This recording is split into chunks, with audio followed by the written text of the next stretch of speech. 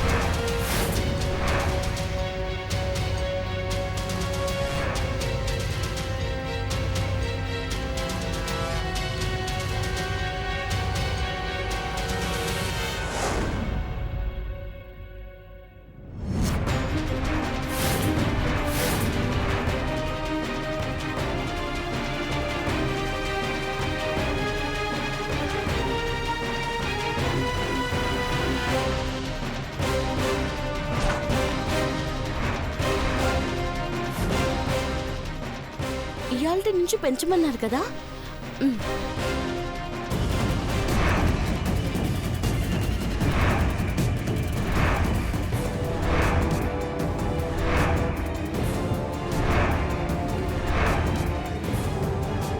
కలపవే, నువ్వు ఎంత బాగా కలిపితే మాకంత మంచిది.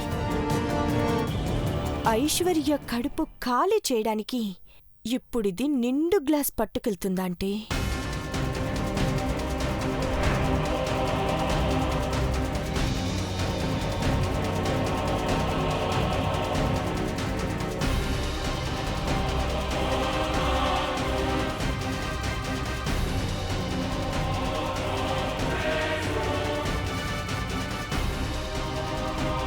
పద.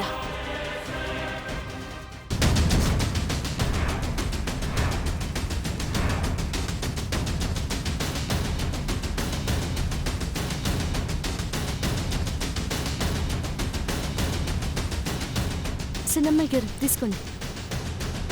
చూసావా కుంకుమ పువ్వులతో ఎంత రెడ్గా ఉందో? ఏ మాటకు ఆ మాటే చెప్పాలి. చిన్నబాబు పుట్టబోయే వారసుడు కోసం చాలా కేర్ తీసుకుంటున్నాడు. అమ్మ ప్రాణాలకు శ్రీరామ రక్ష ఇంటి వారసుడు. నువ్వు ఇంకేమన్నా చెప్పాలా? ఇంకేమన్నా అబద్ధం చెప్పాలనుకుంటే చెప్పేయి. నేను చూడాలనుకుంటున్నాను నన్ను మోసం చేయడానికి నువ్వు ఎంత నీచానికి దిగజారగలవు అని.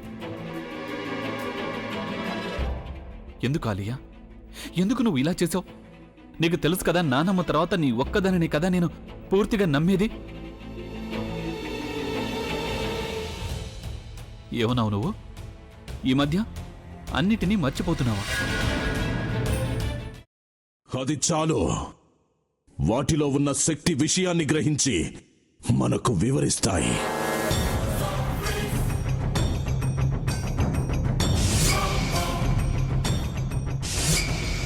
ఎవరు ఆ దండ విప్పొద్దు, గది తలుపులు తెరవద్దు.